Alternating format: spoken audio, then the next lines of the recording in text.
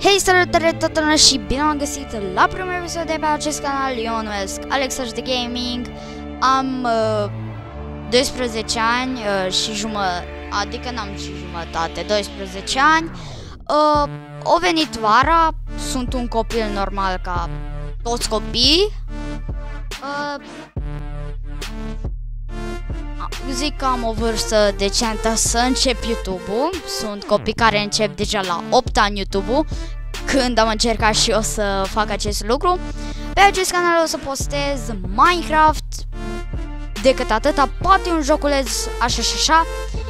Nu știu, poate dacă o să fie ocazii în live-uri o să lucrez la server de Minecraft, că vreau să mă apuc de unul și de un script super tare. Și da, cam atât am vrut să zic. Sper că nu o să dau cute decât când o să am hate-ul pe cap, adică ăsta. Și da, ne vedem data viitoare. Pa, pa!